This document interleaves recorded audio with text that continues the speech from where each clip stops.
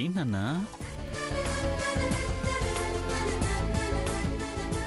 అయిందా? మీరు అనుకున్నది మీరు సాధించారుగా. ఘనంగా వెండి గిన్నెల వాయినం ఇప్పించారుగా. స్వర్ణ చాలు. వచ్చారు, మీరు అనుకున్నట్టు చెయ్యాల్సిన అవమానం చేశారు, అనాల్సిన మాటలు అన్నారు. తృప్తిగా ఉందిగా.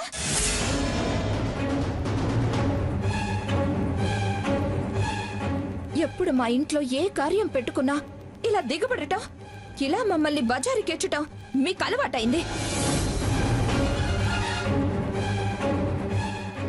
చేసింది చాలు, వెళ్ళండి. వెళ్ళమంటుంది మిమ్మల్ని. వెళ్ళండి.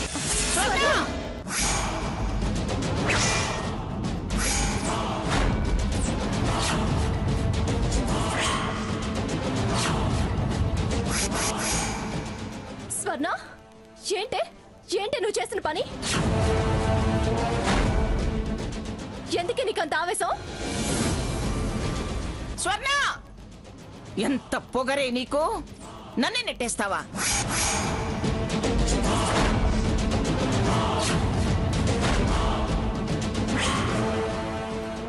రే సాకేత్, దాన్ని జుట్టు పట్టుకుని ఈడ్చుకొచ్చి కారులో కుదైరా.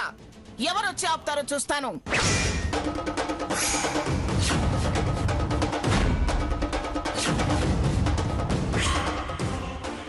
ఇది మాటలతో చెప్తే వినే రకం కాదురా. గ్రానీ ప్లీజ్ వద్దు. గ్రానీ ప్లీజ్ లేదు, పిడక లేదు. వీరికి సన్నాసి. అది నన్ను నెట్టేస్తుందిరా. అయిపోయిందిరా, అయిపోయింది. రామచంద్రయ్య, నాకింత అవమానం జరిగాక ఇక దాన్ని క్షమించే ప్రసక్తే లేదు.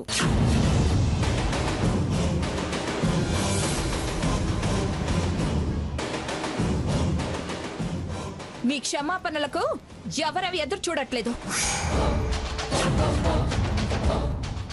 ఆపువే ఆపు. పాపిష్టిదానా, చేసిన పాడు పనికి చెంపలేసుకోక ఇంకా ఎదురు మాట్లాడుతున్నావా? పదరా సాకేత్, లక్ష్మీ పద.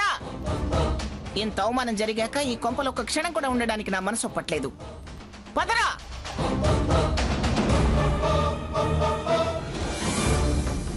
స్వర్ణ, మంచిది కాదమ్మా. ఈ ఆవేశం, మూర్ఖత్వం మంచి చెయ్యవు. అందరూ నన్నే అంటారేంటి? ఆవిడ మన ఇంటికొచ్చి పెత్తనం చెలాయించడం తప్పు కాదా? ఆవిడ తప్పేం చేయలేదు. పిలవకుండా చేయడం మందే తప్పు. నువ్వు చేసింది ఇంకో తప్పు. సిగ్గు లేకుండా ఇంకా తప్పులెంచుతావే. పో లోపలికి.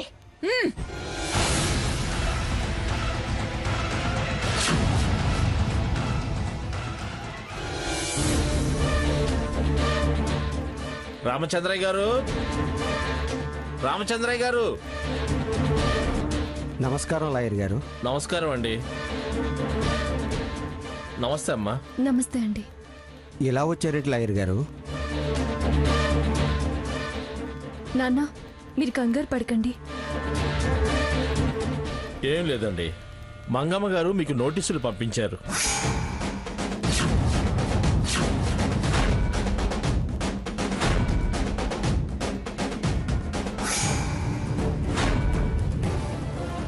అవి ఇచ్చేద్దామని వచ్చాను. నోటీసా?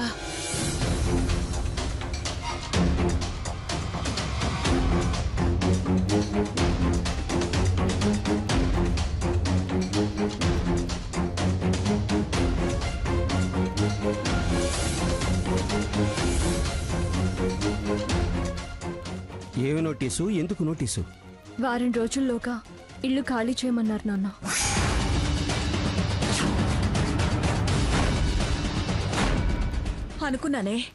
అనుకున్నాను. ఇలాంటిదేదో జరుగుతుందని భయపడుతూనే ఉన్నాను. అమ్మా, నువ్వు బాగు. లాయర్ గారు, మీరు వెళ్ళండి. వస్తానమ్మా. మంచిది. మంచిదండి.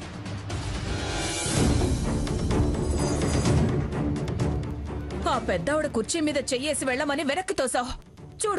చూడవే ఏం చేసిందో. మనల్ని ఏకంగా వీధిలోకి నెట్టింది. అలా వీధిలో నిలబడి చావటం కన్నా అందరం కలిసి ఊరేసుకుని ఇంట్లోనే చావటం మంచిది. ఆత్మాభిమానం కలవాళ్ళు అన్న పేరన్నా దక్కుతుంది. ఏంటి ఆవిడ నోటీసులు ఇవ్వగానే మనం బయటికి వెళ్ళాలా? అయినా ఈ ఇల్లు అక్క పేరు మీద ఉంది.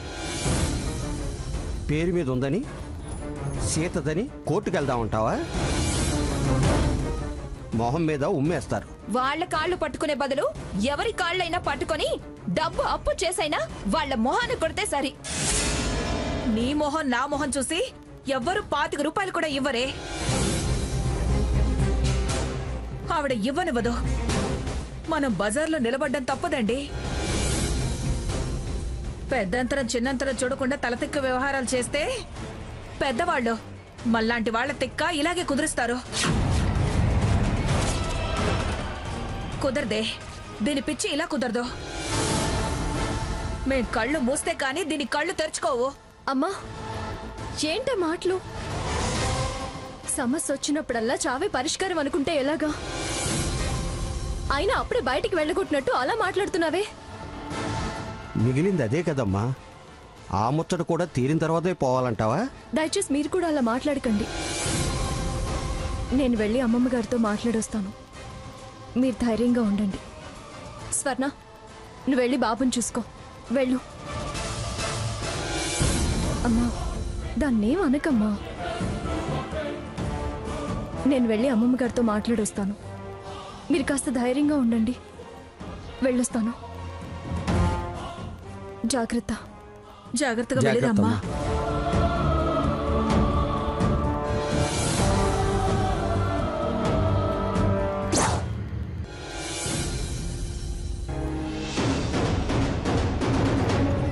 వెళ్ళమంటుంది మిమ్మల్ని. వెళ్ళండి.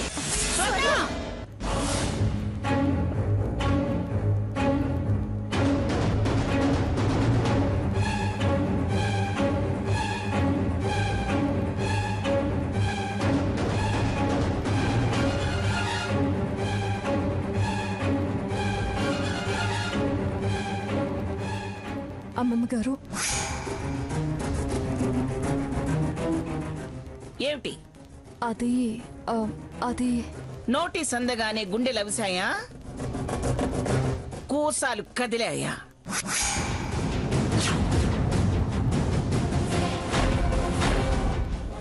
నువ్వు రాయభారం నడపడానికి వచ్చావా? ఏమానందమే ఇది?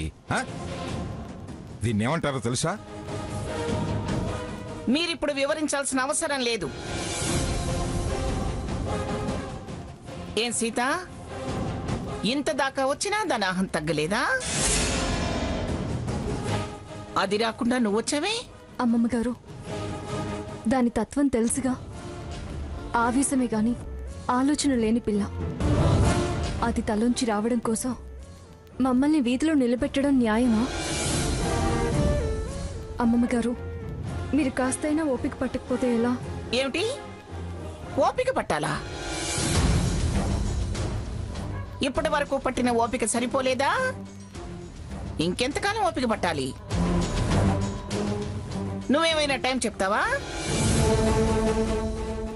అది నా ఓపికని పరీక్షించింది. తగ్గిన కొద్దీ నెత్తిన తన్నాలని చూస్తుంది.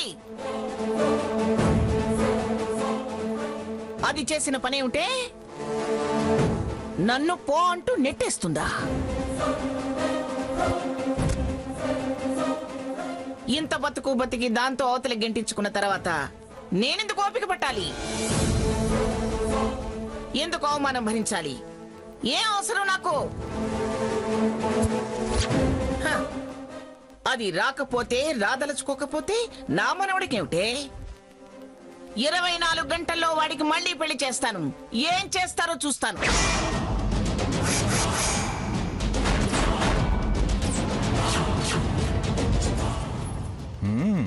చేసావుగా కొడుక్కి, సరిపోలేదా?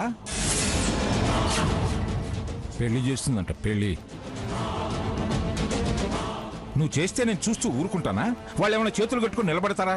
చూడండి, ఈ విషయంలో మీరు కల్పించుకున్నా కలగజేసుకున్నా విషయం మరోలా ఉంటుంది.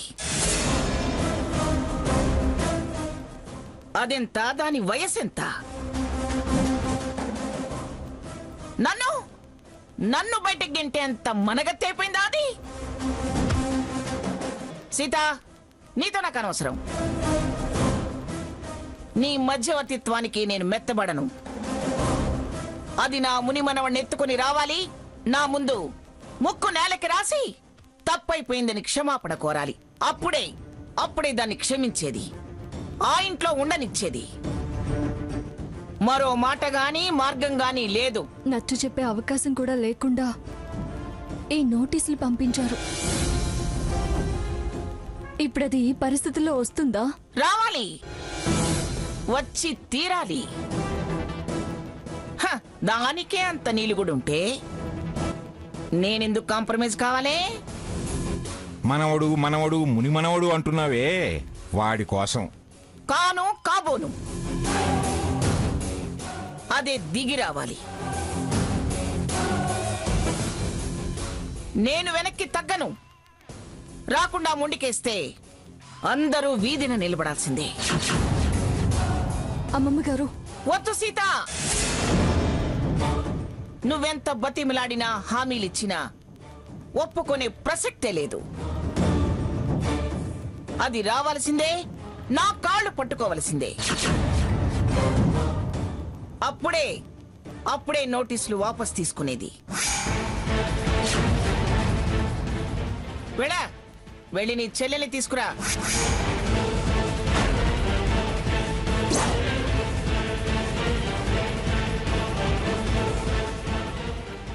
నా ముందు కన్నీళ్లు పెట్టుకున్నా నేను కరగను. వెళ్ళు సీత. ప్లీజ్ అమ్మమ్మ గారు. No second chance, no second thought. వెళ్ళు.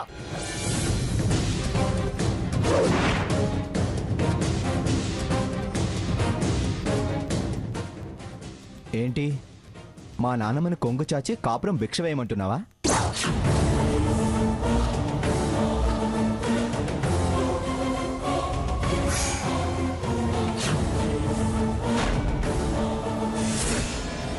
ఎందుకు రఘు, ఎందుకు ఇలా అందరూ కలిసి మమ్మల్ని వేధిస్తున్నారు?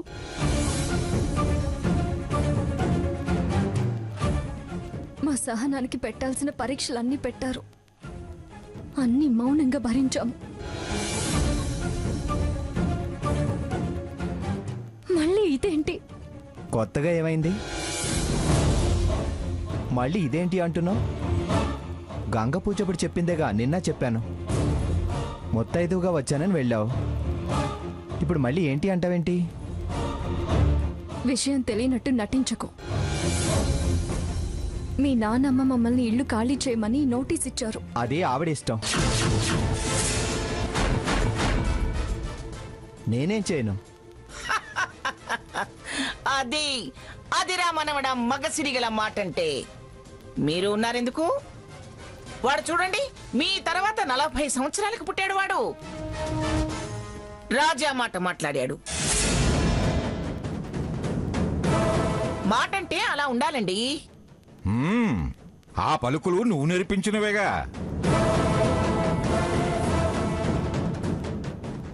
అర్థమయ్యావు రఘు, నువ్వు పూర్తిగా అర్థమయ్యావు. మా చావుని ఇంత తేలిగ్గా తీసుకున్నావంటే నిజమేంటో తెలిసిపోయింది.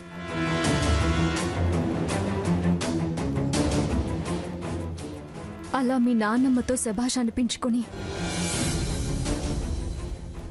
సాకేత్ స్థానాన్ని నీ సొంతం చేసుకోవాలన్న స్వార్థం నీలో నిండిపోయిందని బాగా అర్థమైంది. నీకందరూ వచ్చాక నా చెయ్యి ఇలా వదిలిపెట్టడానికే నన్ను పెళ్లి చేసుకున్నావని బాగా అర్థమైంది.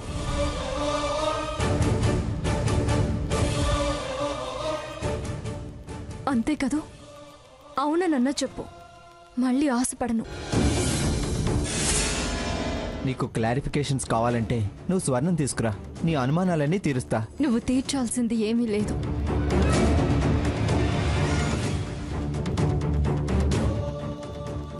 కనీసం అలాగా అన్నప్పుడే అన్ని అనుమానాలు తీరాయి. నువ్వు ఆ అభిప్రాయానికి వచ్చేస్తే నేనేం చెప్పలేను. అవసరం లేదు. మా కర్మ ఎలా ఉంటే అలా జరగనివ్వు.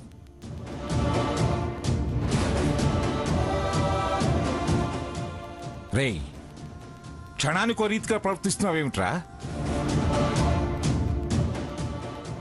దాని ముందు ఒకలాగా మా ముందు ఒకలాగా ఏమిట్రా? మీ నానమ్మ వాళ్ళని ఇల్లు ఖాళీ చేసి వెళ్ళమంటుందిరా.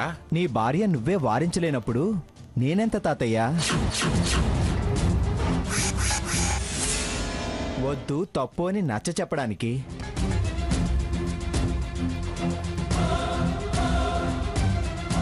నానమ్మ ఆలోచనలేంది కాదు నేను చెప్పడానికి.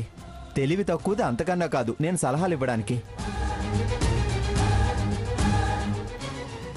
నిజానికి మీ తెలివితేటలు మాలాంటి పేదవాళ్ళ బతుకులతో ఆడుకోవడానికే కదా. బయట పడతామే గాని భయపడం. భయపడే కదా పరిగెత్తుకొచ్చావు? కాదమ్మమ్మ గారు, మీది పెద్ద మనసన్న నమ్మకంతో వచ్చాను. దాన్ని అదే చిన్నపుచ్చింది. వెళ్ళి దాన్ని తీసుకురా.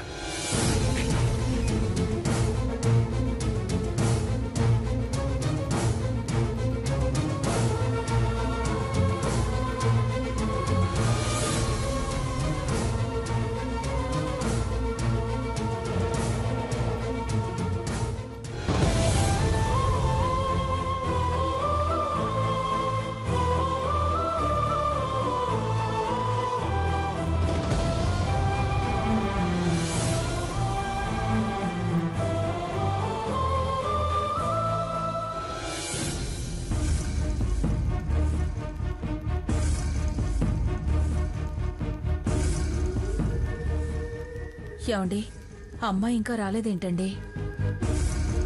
వస్తుంది లేవే. అమ్మా సీత, ఆ మంగమ్మ గారు ఏమందే? ఇంట్లో ఉండమందా? బయటికి వెళ్లాల్సిందే అందా? ఏమంటుందమ్మా? చిన్న చిన్న చిన్న వాళ్లే వాళ్ళన్న మాటలు శిలాశాసనమని మార్చుకోవడం మారడం కుదరదు అన్నప్పుడు ఆవిడ అంత పెద్ద ఆవిడ ఎందుకు తగ్గుతుంది? నోటీస్ ఎందుకు వెనక్కి తీసుకుంటుంది? అంతేనమ్మా, మనం ఇంకా ఈ ఇంట్లో ఉండాలనుకోవడం దురాశ అవుతుంది. స్వర్ణకి ఈ బుద్ధి పుట్టించి అలా ప్రవర్తించేలా చేశాడు ఆ భగవంతుడు. భగవంతుడు చేయలేదండి, అంతా అంతా అదే చేతులారా చేసుకుంది. ఎవరు అవమానించారో వాళ్లే వెళ్ళి ఆవిడ ముందు నిలబడి చెంపలేసుకుంటే కూడా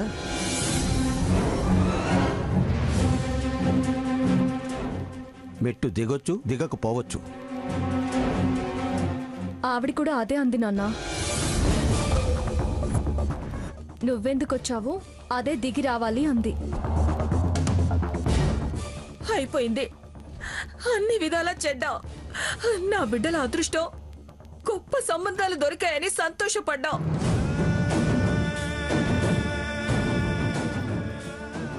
నా కూతుళ్ళ గురించి గొప్పగా చెప్తే పొంగిపోయాం. ఆ పొంగు పాలు పొంగి అయిపోయింది. ఇవాళ ఈ ఇంట్లో పుట్టి నా ఒళ్ళో ఆడిన నా పిల్లే నా తలరాత మార్చేసింది. అంతేనమ్మా, పిల్లల చేతల్ని అదుపులో పెట్టలేని తల్లిదండ్రుల రాతలు ఇలాగే మారతాయి. వయసుకు మించిన పట్టుదలలు పంతాలు ఇంతకన్నా ఏం మిగులుస్తాయి? నా తప్పు కూడా ఉందిలేవి. అంతగా స్వతంత్రం ఇచ్చాను, సమస్యను తెలుసుకోకుండా తప్పుగా స్పందించారు. స్వర్ణను సమర్థించాను. నా మాట వింటుందన్న స్వార్థం చివరికి నా శ్రాద్ధానికి తెచ్చింది. నాన్న, ఏంట మాటలు? ఏంటంటావేంటే? ఆయన మాట్లాడింది నిజమే కదా? అమ్మా వద్దమ్మా, అలాంటి మాటలు మాట్లాడకండి. మనం ఏదో ఒకటి చేద్దాం. ఏం చేద్దామంటావు? ఆలోచిస్తే మార్గం దొరకపోదు నాన్న.